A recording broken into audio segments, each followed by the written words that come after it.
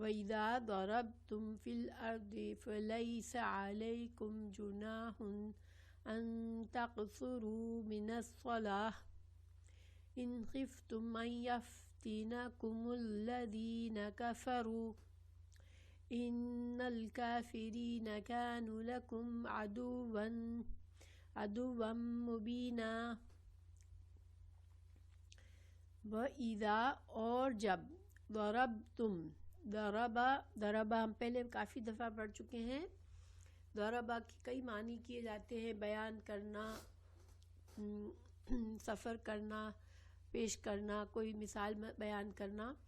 تو ضربہ سفر کرنا بھی ضربہ اس لیے کہا جاتا ہے کہ زمین پر پیر مارتے ہیں جب چلتے ہیں تو مارنے کا معنی اس میں آتا ہے، اس وجہ سے سفر پر تم جاؤ، یعنی کہ انسان جب سفر کر رہا ہوتا ہے تو پیر مار رہا ہوتا ہے زمین پر۔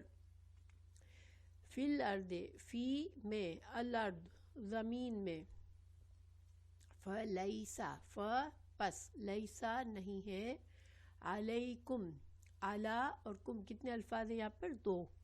علیکم جناح، جناح کوئی گناہ، اور کوئی کا ترجمہ کہاں سے آیا ہے؟ جناح میں، کہ یہاں پر تنوین ہے، اس لیے تنوین کی وجہ سے نکرہ بن گیا کہ کوئی بھی گناہ نہیں ہے تم پر۔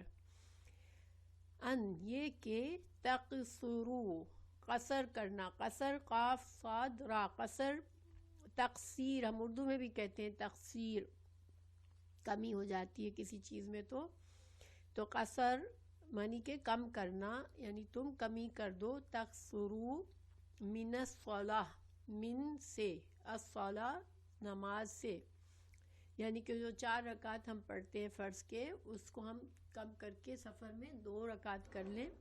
ان خفتم اگر خفتم خوف سے ہے، خا واو فا خوف، خفتم تم ڈرو، یعنی تم اگر خوف کی حالت میں ہو، ان یہ کہ یفتنکم تو یہ فتنہ سے ہے، تو فتنہ جو ہے تم کو فتنے میں ڈالے، تو فتنہ کیا ہو سکتا ہے سفر میں؟ کہ تم کو کوئی پریشانی آ جائے، کوئی تم پر حملہ کر دے، کوئی مصیبت آ جائے، اگر تم نماز میں زیادہ دیر غافل رہے، نماز میں مصروف رہے اور اپنے ماحول سے غافل رہے تو کوئی تم پر حملہ نہ کر دے، تم کو مصیبت میں نہ ڈال دے۔ الذین وہ لوگ، کفروا جنہوں نے کفر کیا، یعنی کافروں سے اگر تم کو خطرہ ہو کہ تم نماز میں ہوں گے اور وہ تم پر حملہ نہ کر دے۔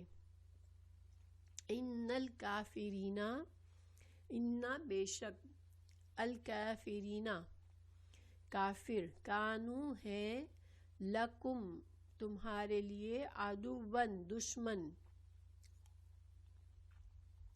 مبینن مبین بیان سے ہے، بیان کرنا، واضح کرنا، مبین کوئی واضح اور کھلی بات۔ تو با یا نا یہاں بھی ہے اس کا ترجمہ، روٹ ورڈ، تو تم کو تمہارے جو دشمن ہے کافر جو ہے وہ تو تمہارے کھلے دشمن ہے، تو یعنی کہ تم کو مشکل میں نہ ڈالے۔ اب یہ آیت جو ہے اس کا ترجمہ کیا ہوا کہ جب تم سفر میں جا رہے ہو تو تم پر نمازوں کو قصر کرنے میں کوئی گناہ نہیں ہے، اگر تمہیں ڈر ہو کہ کافر تمہیں ستائیں گے، یقیناً کافر تمہارے کھلے دشمن ہیں۔ اب ہم پیچھے سے اس کا تعلق کیا ہے اس آیت کا، کہ پیچھے ہم نے جہاد اور ہجرت کے بارے میں مسلسل چیزیں پڑھ رہے ہیں، پہلے جہاد کی کافی باتیں پڑھی ہم نے، پھر ہجرت کا حکم آیا، اور یہ ساری چیزیں ان میں سفر ضروری ہے، جہاد میں بھی انسان گھر سے نکلتا ہے اور ہجرت کے لیے بھی انسان گھر سے نکلتا ہے، تو چونکہ سفر میں یہ سفر کا حصہ، سفر ان چیزوں کا حصہ ہے، تو یہ صحیح مناسب مقام تھا کہ اللہ سبحانہ تعالیٰ نے قصر نماز کے احکامات بھی یہاں ڈالے۔ تو یہاں پر 2 چیزیں، ایک تو قصر نماز اور ایک صلاۃ خوف۔ تو کیا قصر نماز کیا صرف خوف کے حالت میں پڑھی جانی چاہیے؟ تو علماء نے یہ کہا کہ آپ صلی اللہ علیہ وسلم سے حدیثیں بہت سی ثابت ہے کہ آپ صلی اللہ علیہ وسلم جو ہے وہ بغیر جنگ کے، بغیر خوف کی حالت میں بھی جب سفر میں آپ قصر نماز پڑھتے تھے، تو گویا کہ یہاں پر جو اللہ تعالیٰ نے شرط لگائی ہے، دیکھیں یہاں پر شرط ایک طرح سے ہے کہ اگر تم کو خوف ہو تو تم کر لو کمی نماز میں.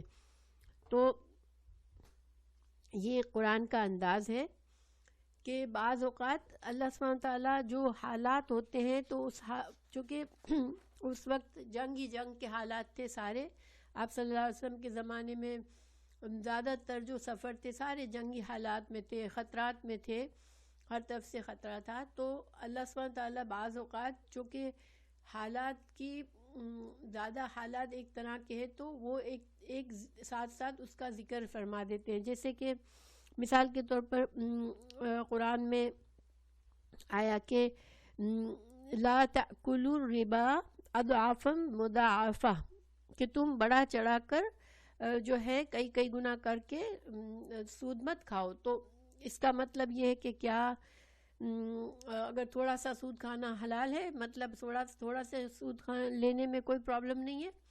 تو یہ مطلب نہیں ہے، سود مکمل طور پر حرام ہے. لیکن آیت میں اللہ نے شرط کیا لگائی کہ بہت بڑا چڑھا کے تم جو ہے یہ سود مت لو. تو یہاں مقصد یہ تھا کہ اس زمانے کے حالات ایسے تھے کہ کئی گنا ہو جاتا تھا، سود جو تھا وہ اصل سے کہیں زیادہ بڑھ جاتا تھا، اتنا زیادہ سود در سود کر کے بڑھ جاتا تھا. تو کیونکہ حالات ایسے تھے اس لیے اللہ تعالیٰ نے اسی طرف اشارہ کیا. تو اس طرح کی اور بھی کئی مثالیں ہیں. تو یہاں پر علماء نے یہ کہا کہ قصر نماز کے لیے صرف خوف کی حالات کی ضرورت نہیں ہے، سفر میں اللہ تعالیٰ نے یہ عام سفر میں بھی یہ اس کا حکم باقی ہے یہ والا، کیونکہ احادیث سے ہمیں ثابت ہوتا ہے کہ آپ صلی اللہ علیہ وسلم اس پر عمل کرتے تھے. اب یہاں پر جو ہے کچھ باتیں نماز، دیکھیں جنگ کے حالات ہیں، جنگ ہو رہی ہے، دشمن سامنے ہے. اب ایسے میں نماز کا حکم دیا جا رہا ہے کہ نماز چھوٹی کر لو، کم کر لو، مگر یہ نہیں کہا جا رہا کہ تم بہت مشکل میں پھنسے ہوئے ہو تو اس وقت نماز کو نہ پڑھو. تو اس سے ہمیں نماز کی اہمیت پتہ چلتی کہ نماز کتنی اہم چیز ہے اسلام میں. کہ دیکھیں اصل میں جہاد اور نماز کا بالکل ساتھ ساتھ تعلق ہے. جہاد اسلام میں کیوں جہاد کیا جاتا ہے، جنگ کیوں کی جاتی ہے؟ آپ لوگوں کو کسی کو پتہ ہے کہ اسلام میں کیا ایک مسلمان حکومت کو جب دل چاہے جا کے جنگ کسی پر حملہ کر دے اور اس کی سلطنت کو قبضہ کر لے، ایسی اجازت ہے؟ نہیں. اسلام میں جنگ اس لیے کی جاتی ہے کہ جہاں فتنہ ہو رہا ہے تو اس فتنے کو ختم کیا جائے، اور جہاں اللہ کے بندے عبادت نہیں کر سکتے اللہ کی، جیسے کافر حکومت سخت ہے تو کوئی مسلمان نہیں ہو سکتا اس حکومت میں کہ حکومت کا یہ قانون سخت ہے، یا اگر کوئی مسلمان وہاں چلا گیا تو مسلمان کو اللہ کی عبادت کی اجازت نہیں ملتی. تو اب یہ جو ہے یہ فتنہ ہے کہ فساد ہو رہا ہے، کسی کے حقوق کا خیال نہیں کیا جا رہا، اللہ کی عبادت نہیں کی جا رہی جس جگہ پر، تو وہاں پر مسلمان جو حکومت ہے پھر وہ کوشش کرے کہ وہاں اسلام پھیلے اور وہ صلاح کے طور پر اچھے وے میں اسلام کی تبلیغ کی کوشش کرے. لیکن اگر وہ لوگ دشمنی پر اتر جائے تو پھر جنگ ہو سکتی ہے. تو مطلب یہ ہوا کہ جنگ کا اصل مقصد قرآن دین میں، ہمارے دین میں کیا ہے کہ جب اللہ کی زمین پر اللہ کی عبادت کرنا مشکل ہو رہا ہے، نمازیں پڑھنا مشکل ہو رہا ہے، تو پھر مسلمان جنگ کریں وہاں پر تاکہ اسلام کو اسٹیبلش کیا جا سکے اور اللہ کے بندے آزادی سے اللہ کی عبادت کر سکے. تو گویا جہاد کا مقصد اور جہاد کی روح کیا ہے کہ نماز قائم ہو سکے. تو اس وجہ سے اب اگر ایک چیز کی اہمیت کی وجہ سے ہی جہاد کی اجازت ہے تو پھر جہاد میں یہ کیسے اجازت دے دی جاتی کہ اب تم چونکہ لڑائی کی حالت میں ہو تو اب نماز نہ پڑھو. تو اس لیے نماز سے ہمیں پتہ چلتا ہے کہ نماز جو ہے وہ ہمارے دین کی روح ہے اور جہاد بھی حالت ہو، کوئی بھی حالت ہو، بیماری ہو، سخت جس میں بھی نماز کو نہیں چھوڑنا. ہاں اللہ تعالیٰ نے رخصتیں دی ہیں، جیسے کہ یہاں پہ اللہ نے اس کو کم کر دیا. اب یہ نماز، قصر نماز کا حکم کب آیا تھا؟ تو حضرت عائشہ رضی اللہ عنہ کی حدیث ہے کہ پہلے جب مکہ میں تھے مسلمان، تو جو نماز فرض ہوئی، جب آپ صلی اللہ علیہ وسلم معراج کے لیے گئے، 5 نمازیں اس وقت فرض کی گئی تھی، اور معراج کا واقعہ مکہ کی زندگی میں ہوا تھا.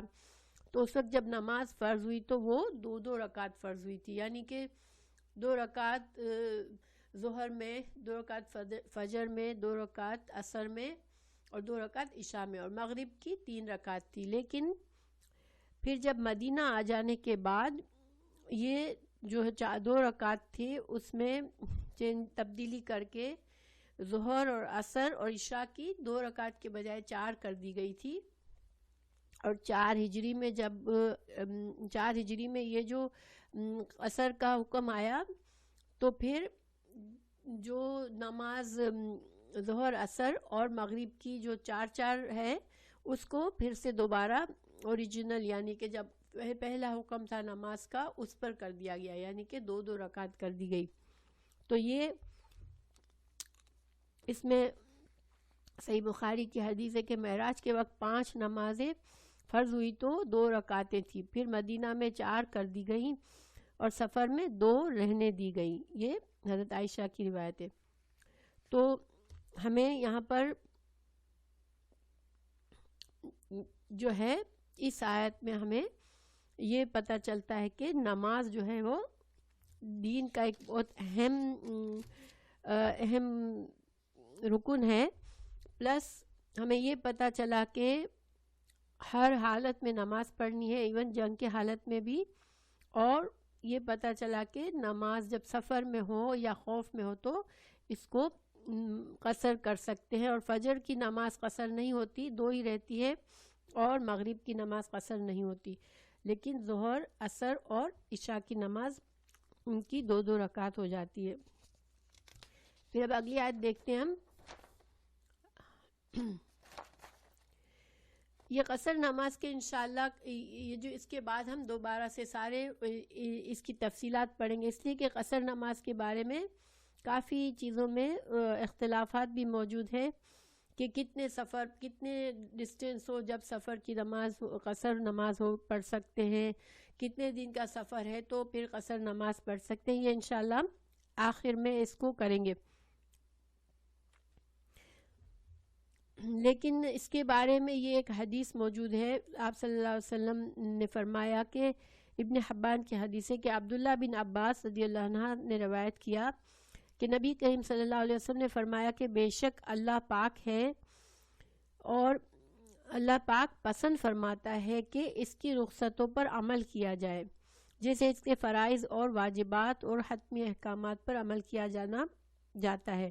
یعنی جس طرح اللہ کو پسند ہے کہ اللہ کے فرض کی ہوئی عبادت کو باقاعدگی سے کیا جائے، اس کو نہ چھوڑا جائے، اللہ کے فرائض کو ادا کیا جائے، اسی طرح اللہ کو پسند ہے کہ جب اللہ کبھی رخصت دے دے بندوں کو کے لیے، کمی کر دے کسی کام میں، کسی حکم میں، تو اس کو بھی قبول کرنا چاہیے. پھر دوسری حدیث ہے، آپ صلی اللہ علیہ وسلم نے فرمایا کہ اللہ کی طرف سے تمہارے لیے صدقہ ہے یہ قصر نماز، تو اس صدقے کو قبول کر لو. اللہ سبحانہ تعالیٰ اپنی طرف سے بندوں کے لیے ایک طرح سے انعام سمجھ لے یا تحفہ سمجھ لے، یا اللہ تعالیٰ نے بندوں پر لیے آسانی کر دی ہے، رحم کر دیا ہے، تو اس پر پھر انسان کو اس سے زیادہ پاکیزہ خود کو نہیں بنانا چاہیے کہ نو مجھے تو تسلی نہیں ہوتی، میں تو پوری ہی نماز پڑھوں گی سفر میں. نہیں، جہاں اللہ نے رخصتیں دی ہے وہاں پر رخصت کو قبول کرنا بھی اتنا ہی اجر و ثواب ہوتا ہے جتنا کہ اللہ کے فرائض کو ادا کرنا ہوتا ہے. اب یہ کہ سفر میں کتنا، اس میں جو میں نے آپ کو فائل دی ہے اس کے اندر کچھ جو کتنا ڈسٹینس ہونا چاہیے تو اس کے بارے میں کہا گیا ہے کہ امام شوکانی نے کہا کہ 3 فرسخ یعنی 9 کوس والی روایت کو ترجیح دی ہے. تو 3 فرسخ کیا ہے؟ 3 فرسخ، ایک فرسخ میں 3 میل ہوتے ہیں، 3 مائل، ٹھیک ہے، میل یا مائل تو یعنی کہ 9 میل کا فاصلہ، 9 مائل کا فاصلہ ہو تو پھر کر سکتے ہیں. اب دیکھیں آج کل کے زمانے میں تو ہم اس کو 3 فرسخ 9 میل کا فاصلہ کوئی اتنا بڑا نہیں ہے نا. آج کل تو ہم یہاں سے بورساٹ جاتے ہیں تو اس سے زیادہ فاصلہ ہو جاتا ہے. تو اس کے بارے میں انشاءاللہ بات کروں گی میں کہ راجع بات کیا ہے، لیکن یہ ایک امام شوکانی کی بات ہے کہ 3 فرسخ کے فاصلے پر کیا جا سکتی ہے. یا اور دوسری بات یہ بتائی گئی کہ راجع کون جو ہے کہ 3 یا 4 دن سے زیادہ اگر ہم کہیں جا رہے ہیں، ہمیں پتہ ہے کہ ہم صرف 3 دن کے لیے جا رہے ہیں یا ہمیں پتہ ہے کہ صرف 4 دن کے لیے میکسیمم جا رہے ہیں، تو پھر ہم ان دنوں میں قصر نماز پڑھیں گے سفر میں. لیکن ہمیں پہلے سے ہی پتہ ہے کہ 3 یا 4 دن سے زیادہ کی سفر ہے تو پھر ہمیں شروع سے ہی کہیں پہنچ گئے، ہم جہاں پہنچنا ہے تو وہاں پر جا کے ہم پوری نماز ہی پڑھیں گے. مگر اس میں علماء کا اختلاف ہے، وہ انشاءاللہ میں اینڈ میں بتاؤں گی آپ کو.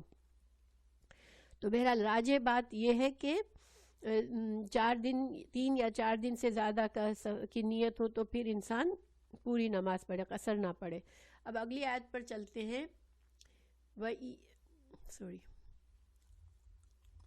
وَإِذَا اور جب كُنْتَ آپ ہوں، آپ صلی اللہ علیہ وسلم سے خطاب ہو رہا ہے کہ اگر آپ ہوں فیہم ان کے درمیان آپ موجود ہوں، اگر فَأَقَمْتَ پھر آپ قائم کریں، قوم سے ہے قامہ یقوم، قامہ کھڑا ہونا، تو نماز کی اقامت کریں، نماز کو کہ آپ اگر نماز پڑھا رہے ہیں آپ تو لہم تو ان کے لیے یعنی کہ صحابہ کرام کو اگر آپ نماز پڑھا رہے ہیں الصلاۃ فلتقم تو کیا کرنا ہوگا.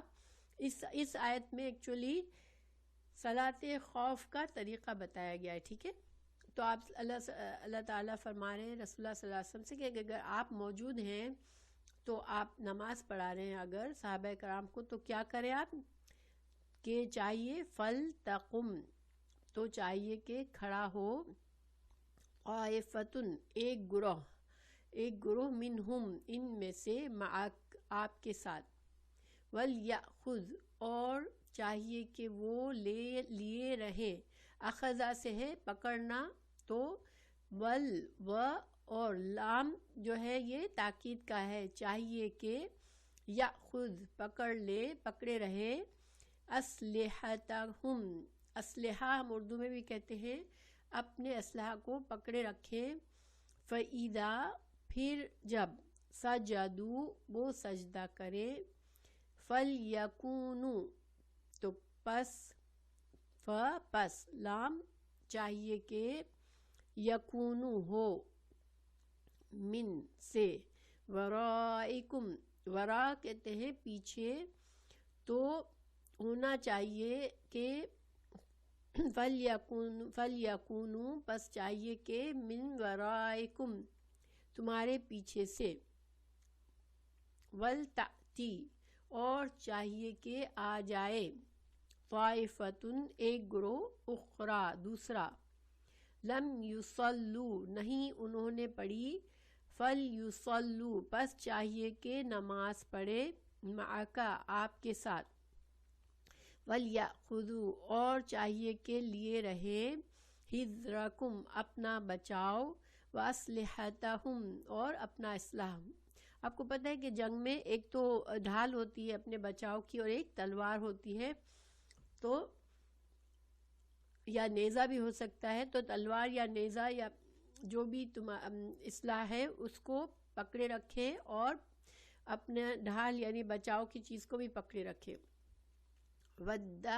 اب یہاں تک جو ہے کیا بتایا گیا کہ اگر آپ صلی اللہ علیہ وسلم آپ نماز پڑھا رہے ہیں، جب تم ان میں ہو اور ان کے لیے نماز کھڑی کرو تو چاہیے کہ ان کی ایک جماعت تمہارے ساتھ اپنے ہتھیار لیے کھڑی رہے، پھر جب وہ سجدہ کر چکے تو یہ ہٹ کر تمہارے پیچھے آ جائیں اور وہ دوسری جماعت جس نے نماز نہیں پڑھی وہ آ جائے اور تیرے ساتھ نماز ادا کرے اور اپنا بچاؤ اور اپنے ہتھیار لیے رہیں. تو یہاں پر یہ کہا گیا کہ آپ مسلمانوں کی فوج 2 گروہوں میں تقسیم ہو جائے. تو چونکہ دیکھیں جنگ میں ڈفرینٹ سچویشنز ہو سکتی ہے. یہ ہو سکتا ہے کہ مسلمانوں کا فیس قبلے کی طرف ہے, ٹھیک ہے, اور مسلمانوں اور قبلے کے درمیان دشمن ہے. یہ ایک صورت ہو سکتی ہے. ایک صورت یہ ہو سکتی ہے کہ مسلمان جو ہے ان کی پیٹھ ہے قبلے کی طرف اور دشمن جو ہے وہ مسلمانوں کے سامنے ہے. تو گویا اگر مسلمان اپنا فیس ٹرن کریں گے قبلے کی طرف تو پھر کیا ہو جائے گا کہ دشمن ان کو پیچھے سے حملہ کر سکتا ہے. تو اب یہ ان سچویشنز کی وجہ سے جو صلاۃ خوف ہے اس کی کافی صورتیں ہیں. جیسے ہمیشہ ایک ہی طریقے سے نہیں پڑھائی گئی کیونکہ فوج کی سچویشن کیا ہے, کہاں کون کھڑا ہوا ہے, اس وجہ سے اس میں تبدیلیاں آ سکتی ہیں. تو اس کے لیے مختلف صورتیں بتائی گئی ہیں. لیکن انشاءاللہ ہم پہلے یہ آیت کا ترجمہ پورا کر لیں.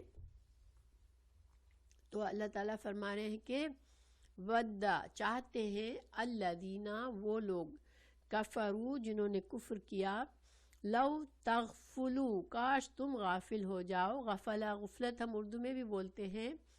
کاش تم غافل ہو جاؤ عن سے اسلحتکم اپنے اسلحہ سے, وَأَمْتِعَتِكُمْ اور اپنے سامان سے. متاع سے ہے, متاع جو ہوتا ہے وہ ہمارے یوز کے جو سامان ہوتا ہے سارا اس کو متاع کہتے ہیں.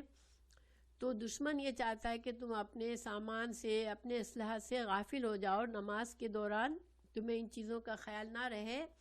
تو وہ کیا کرے, فَيَمِيلُونَ تو وہ حملہ کر لے, وہ جھک پڑے تم پر. یعنی میل مطلب ہوتا ہے جھکنا, لیکن اس کا مقصد یہ ہے کہ سارے کے سارے آ کر تمہارے اوپر ٹوٹ پڑے. علیکم تم پر, میلتن حملہ کرنا جھکنا, واحدتن ایک ہی بار. یعنی کہ جہاں سارے مسلمان نماز میں مصروف ہوئے وہاں سب کے سب ایک دم سے حملہ کر کے تم کو سب کو گھیر لے. ولا اور نہ جناح کوئی گناہ علیکم تم پر, ان کانا ہے اگر, بکم تمہارے ساتھ, اذن کوئی تکلیف. اب یہاں پر تخفیف کی جا رہی ہے. جو پہلے پیچھے کہا کہ اپنا اسلحہ بھی اٹھا کے رکھو اور اپنا بچاؤ کا سامان بھی اٹھا کے رکھو. اب دیکھیں اتنی ساری چیزیں اٹھا کر نماز پڑھنا کوئی ظاہری بات ہے کہ آسان چیز تو نہیں ہے. تو اللہ تعالیٰ نے یہاں پر تھوڑی سی تخفیف بھی ساتھ ساتھ بیان کر دی کہ اگر کوئی زخمی ہے, کسی کو تکلیف ہو رہی ہے کوئی سارا سامان اٹھانے میں, یا پھر من مطورن بارش ہے. اب ایسے حالات میں بارش ہو گئی, زمین اور پھسل رہی ہے, اب ایسے میں انسان اتنا سارا اسلحہ اٹھا کے نماز پڑھ رہا ہے.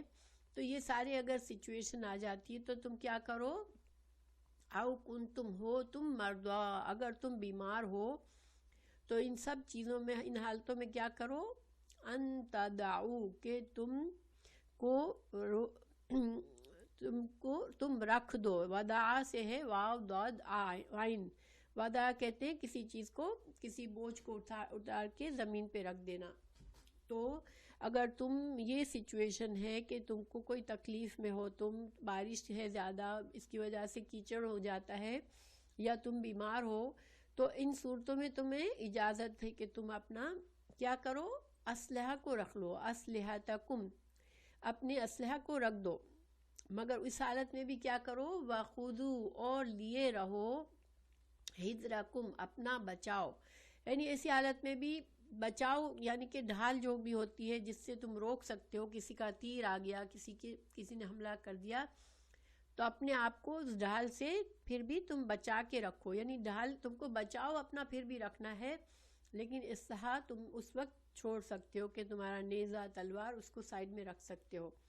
ان اللہ بے شک اللہ تعالیٰ, اعد اس نے تیار کیا ہے, للکافرین کافروں کے لیے, عذاباً عذاب, مہیناً وہانا سے ہے واو ہا نون, یعنی رسوا کرنے والا عذاب تمہارے لیے.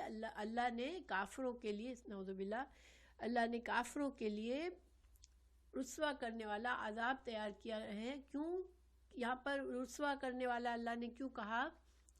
کہ دیکھیں اللہ کے بندے اللہ کی عبادت کرنا چاہ رہے ہیں اور وہ اس سے فائدہ اٹھا کے اللہ کے بندوں کو قتل کرنا چاہ رہے ہیں، تو اللہ اس سے بہت ناراض ہو کر اللہ ان کو بہت رسوا کرنے والا عذاب دے گا ان کو. اب یہاں پر جو ہے ایک سیکنڈ، اس آیت کی شان نزول کیا ہے؟ ٹھیک ہے، یہ آیت کب نازل ہوئی؟ تو اس کے بارے میں ہے کہ احمد اور ابو داؤد اور نسائی میں حدیث ہے کہ رسول اللہ صلی اللہ علیہ وسلم اور صحابہ کرام مکہ جاتے ہوئے اصفان میں تھے کہ مشرکین نے آپس میں کہا کہ ان لوگوں کو یعنی یہ لوگ ابھی کچھ ہی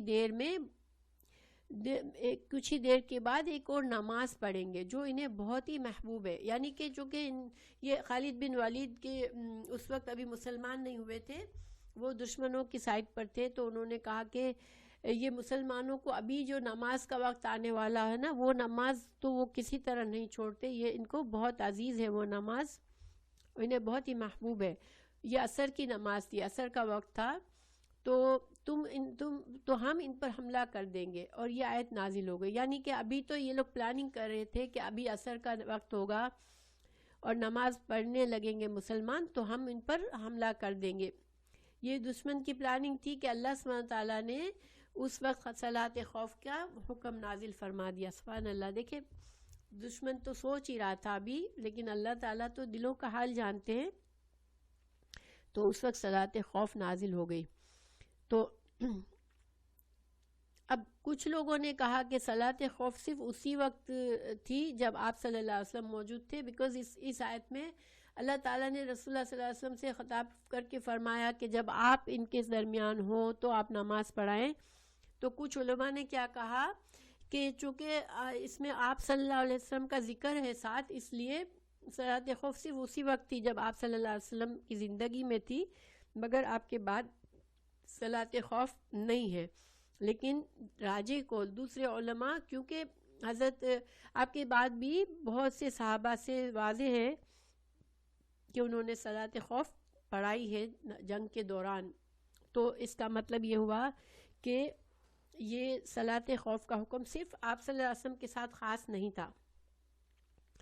اچھا، اب صلاۃ خوف کی آیات سے ہمیں کچھ باتیں پتہ چلتی ہیں کہ دیکھیں سبحان اللہ، یعنی اللہ تعالیٰ نے پہلے نازل کی تھی، جیسے اللہ تعالیٰ نے سورہ بقرہ کی آیت نمبر 239 میں خوف کی حالت کا حکم دیا تھا کہ اگر تم خوف کی حالت میں ہو تو سواری پر پڑھ لو، پیدل پڑھ لو، بھاگتے ہوئے پڑھ لو، قبلہ رخ نہیں بھی ہو تو کوئی بات نہیں، اس طرح سے نماز پڑھ لو.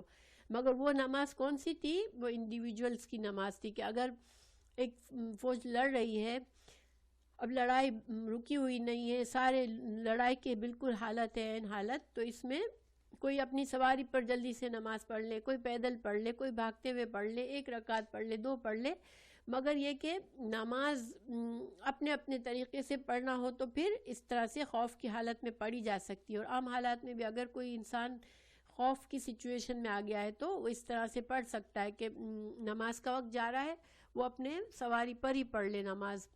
تو لیکن یہ جو نماز کا حکم یہاں پر ہے، یہ ایکچولی صلاۃ با نماز یعنی جماعت صلاۃ کا حکم ہے.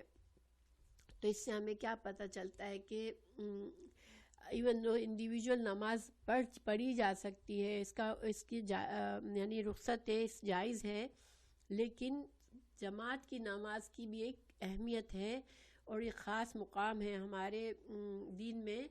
تو ایسے حالات میں جب کہ انسان جنگ میں ہے، تو دیکھیں جنگ میں بھی تو انتظام کرنا پڑتا ہے، صفیں باندھنی پڑتی ہے، اور اب آج کل کی جنگیں تو ہم ظاہر دوسری طرح کی ہوتی ہے، لیکن وہ جنگیں تو ایسی ہوتی تھی کہ سامنے دونوں ہیں تو بہت زیادہ صفوں پر زور دیا جاتا تھا کہ انتظام ایسا ہو کہ منظم ہو کے لڑائی کی جا سکے. تو صف بندی اس زمانے میں بہت اہمیت رکھتی تھی. تو ایک طرح سے یہ بھی اس جنگ کی تربیت میں بھی آ جاتا تھا کہ صف بندی ویسے ہی ضروری ہے تو پھر جنگ میں صف بندی کے ساتھ نماز پڑھیں. تو یہ ایک تو یہ پتہ چلتا ہے اس آیت سے. دوسرا ہمیں یہ پتہ چلتا ہے کہ اللہ سبحانہ تعالیٰ نے اتنا زور دیا کہ اپنا اسلحہ پکڑ کے رکھو، اپنا دفاع پکڑ کے رکھو. تو گویا انسان دیکھیں، انسان سوچ سکتا ہے نا کہ اب میں تو اللہ کے لیے لڑ رہا ہوں تو کیا ہے، میں نماز پڑھوں گا، اللہ کی عبادت کروں گا، اللہ میری حفاظت فرما لیں گے، مجھے کوئی ضرورت نہیں ہے، دشمن سے مجھے نہیں گھبرانا. نہیں، اللہ تعالیٰ نے ایسے حالات میں یہ نہیں کہا کہ نہیں تم اپنے اسلحے سے غافل ہو جاؤ، تمہارا دفاع تو میں کروں گا. نہیں، مسلمانوں کو کیا تربیت دی گئی ہمیشہ کہ ہر حال میں تمہاری تدبیر، تمہاری کوشش یہ تو پکی ہونی چاہیے. تم اپنے اسباب، تمہارے جو بھی ضروری ہے وہ تم اپنی ذمہ داری تم کو پوری کرنی ہے، پھر اللہ پر بھروسہ کرنا ہے. اور یہی حالت، یہی حکم عام حالات میں بھی ہے کہ بندہ ہاتھ پر ہاتھ رکھ کر نہیں بیٹھ سکتا ایک مسلمان کہ لو میں تو اللہ کا بندہ ہوں، میں تو اللہ کا نیک بندہ ہوں تو اللہ ہی میرے کام کرا دیں گے. نہیں، توکل، اللہ پر توکل کرنا ایمان کا حصہ ہے. لیکن توکل کب ہونا چاہیے؟ جب آپ نے اپنا کام پورا کیا، اپنی محنت پوری کی اور اس کے بعد پھر اللہ پر بھروسہ کیا. اور پھر جب حالات، آپ کا نتیجہ جو بھی آیا، اچھا آیا برا آیا، جب آپ نے اپنی پوری کوشش کی تھی اور اللہ پر توکل کیا تھا تو پھر نتیجہ جیسا بھی ہے پھر اس کو اللہ کی مرضی اور اسی میں بہتری سمجھ کے انسان قبول کرے. یہ طریقہ ہے اسلام کا.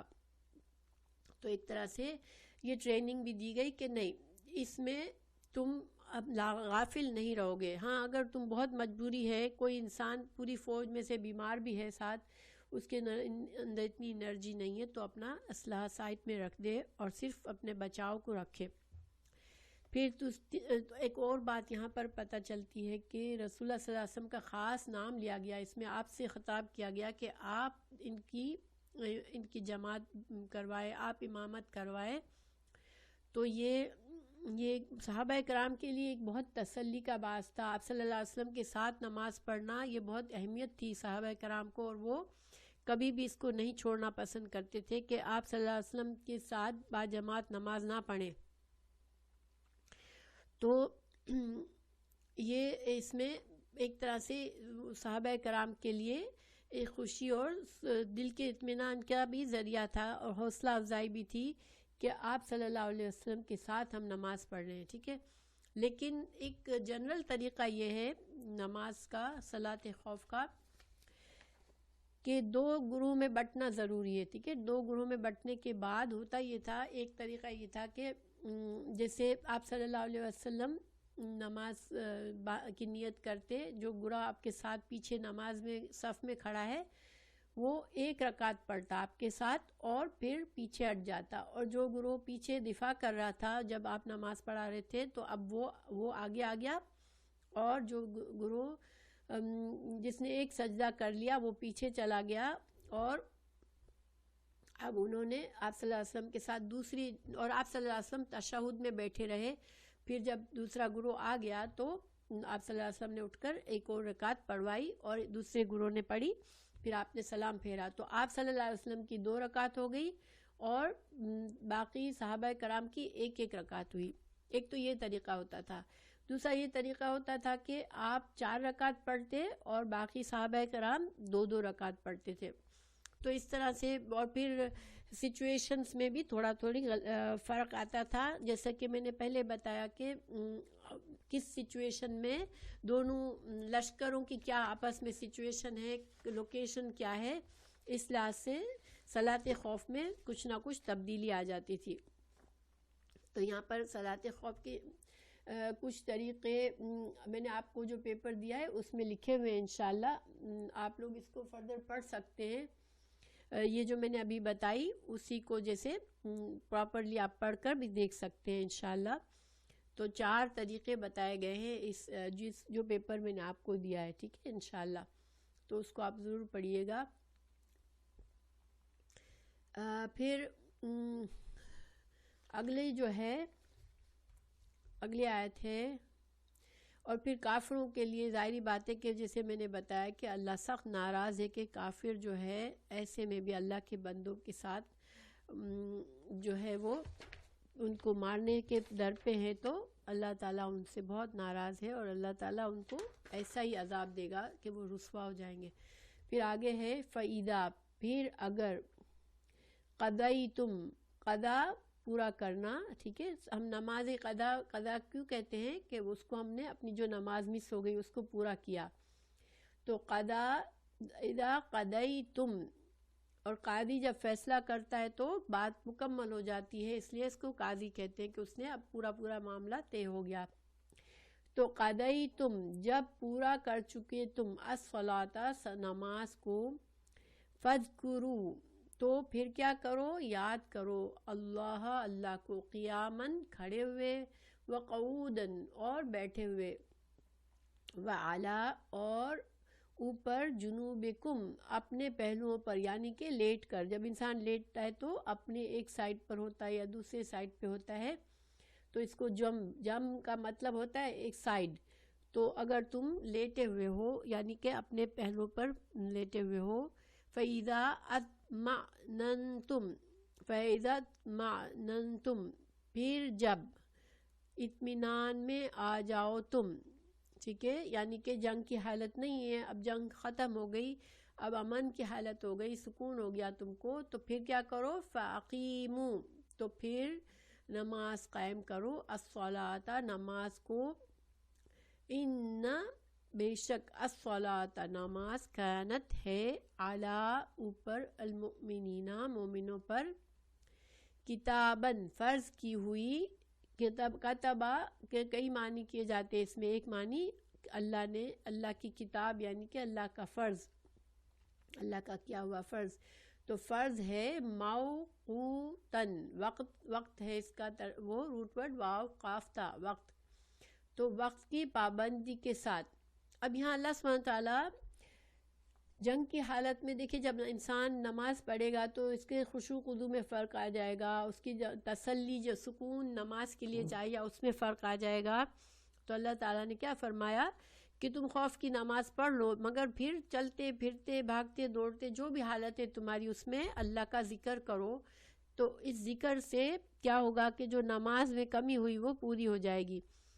اور یہ تو حکم جو تھا وہ تو خوف کی حالت میں تھا، مگر عام حالات میں بھی نماز کے بعد جو مسنون دعائیں ہیں ان کو پڑھنا ضروری ہوتا ہے، کیونکہ ان کے پڑھنے سے ہماری نماز میں جو کمی آ گئی ہوتی ہے وہ پوری ہو جاتی ہے۔ اور یہاں میں نے ابھی آپ کو انشاءاللہ میں یہ بھیج دوں گی، اس میں مسنون دعائیں لکھی ہوئی ہیں۔ ایک تو یہ ہے، دیکھیں ہر فرض کے بعد سلام پھیر کر 3 بار استغفر اللہ کہہ کر، دیکھیں اللہ اکبر پہلے کہنا ہوتا ہے، پھر اللہ اکبر، پھر استغفر اللہ، استغفر اللہ، استغفر اللہ پڑھیں، اور پھر اللہم انت السلام و منک السلام تبارکت یا ذا الجلال والاکرام، اے اللہ تو سلامتی والا ہے اور تجھ سے سلامتی ہے، تو بڑا بابرکت ہے اور اے صاحب عظمت اور بزرگی والا ہے۔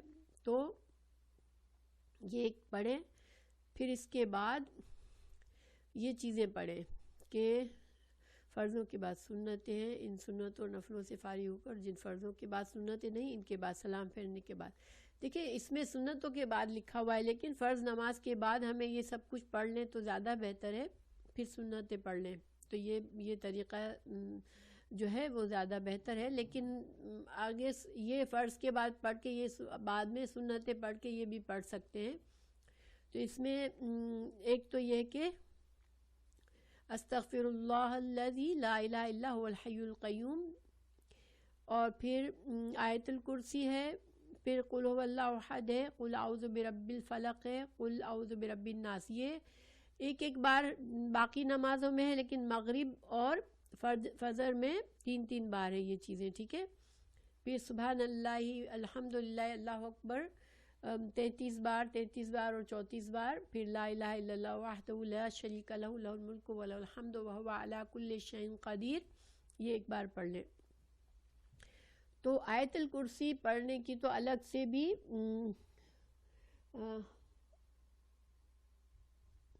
ہاں آیت الکرسی میں تو خیر آخر میں پڑھتی ہوں ان میں، لیکن آیت الکرسی آئی گیس اس میں ترتیب کی فرق نہیں پڑتا، ہم ترتیب کیا بھی رکھیں لیکن یہ چیزیں پڑھنی چاہیے. تو آیت الکرسی کی تو الگ سے بھی حدیث ہے کہ جو انسان باقاعدگی کے ساتھ ہر فرض نماز کے بعد آیت الکرسی پڑھتا ہے، فرض نماز کے بعد، یہ دیکھیں اس وجہ سے ہی میں بھی فرض کے بعد ہی پڑھتی ہوں اس کو، کہ اس حدیث میں اسپیشلی فرض نماز کا ذکر ہے کہ فرض کے بعد آیت الکرسی جو پڑھتا ہے تو اس کے لیے جنت کا راستہ دروازہ کھل جاتا ہے. جنت میں مجھے حدیث چونکہ میرے سامنے نہیں ہے اس لیے میں صرف مفہوم بتا رہی ہوں، لیکن آیت الکرسی جو ہے وہ پڑھنا بہت ضروری ہوتا ہے نماز کے بعد، اس سے انسان کے لیے جنت پکی ہوتی ہے. تو انشاءاللہ یہ بھی میں آپ لوگوں کو بھیج دوں گی. اور یہ جو دعا ہے استغفر اللہ الذی لا الہ الا هو الحی القیوم، اس کے بارے میں بھی مجھے شیور نہیں ہے کہ اس کی کوئی حدیث کون سی ہے، تو یہ بھی میں معلوم کر کے آپ کو بتا دوں گی.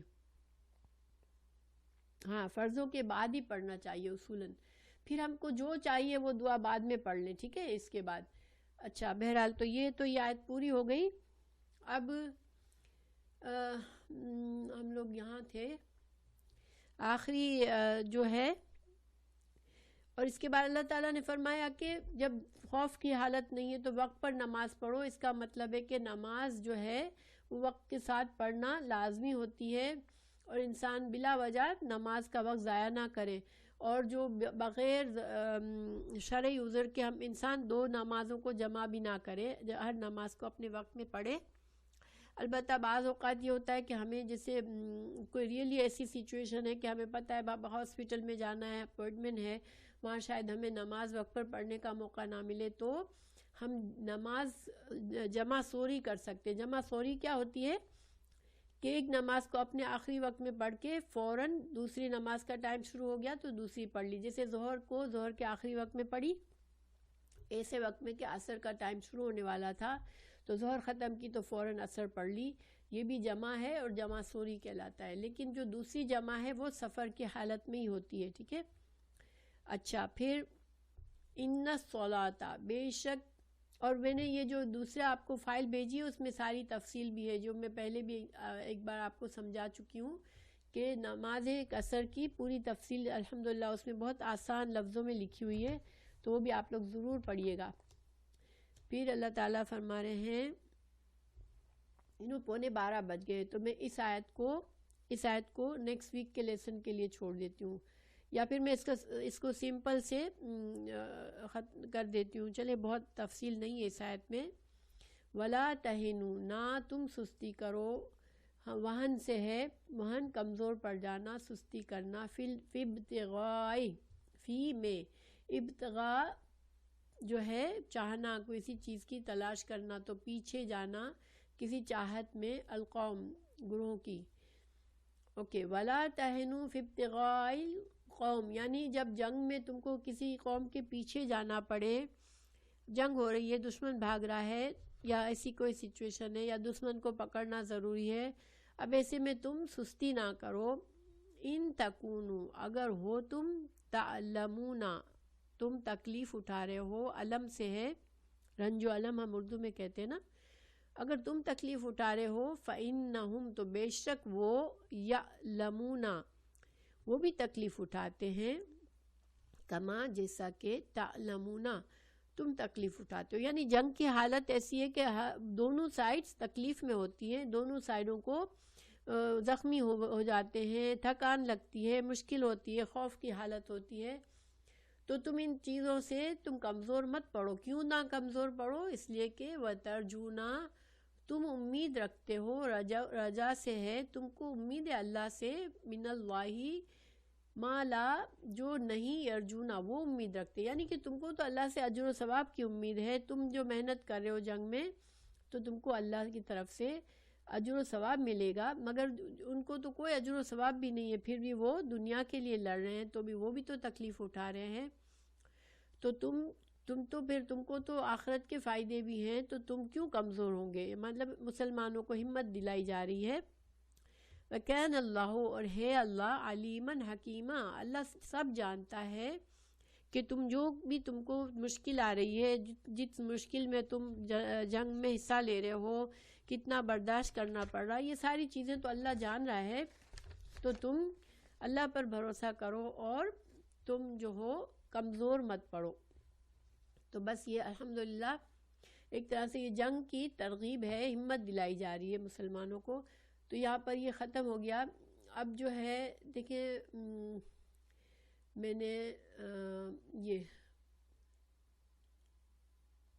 اچھا ایک فائل میں نے نہیں کھولی ہے، اس میں نے ایک فقہی مسائل میں ہے قصر نماز کی تفصیلات ہے. ٹھیک ہے، یہ جو ہے یہ میں نے آپ کو بہت پہلے دی تھی اور سمجھایا بھی تھا، تو اس کو پڑھ لیں گے انشاءاللہ. تو آپ لوگوں کو قصر نماز کی ساری تفصیلات اور علماء کے اختلافات سب سمجھ آ جائے گا، اور بہت آسان الفاظ میں ہے. تو انشاءاللہ آپ لوگوں کو مشکل نہیں ہوگی. مجھے آج جنازے کے لیے نکلنا ہے تو میں اس کو نہیں پڑھ رہی ہوں، لیکن آپ لوگوں کو کسی کو مشکل ہو تو آپ لوگ مجھ سے ضرور پوچھ لیجئے گا، تو میں اس کو انشاءاللہ وضاحت بھی کر دوں گی. آپ کو کوئی سوال ہو تو پوچھ لیجئے گا انشاءاللہ. تو ہم یہاں پر کلاس کو ختم کرتے ہیں. اللہ تعالی ہمارے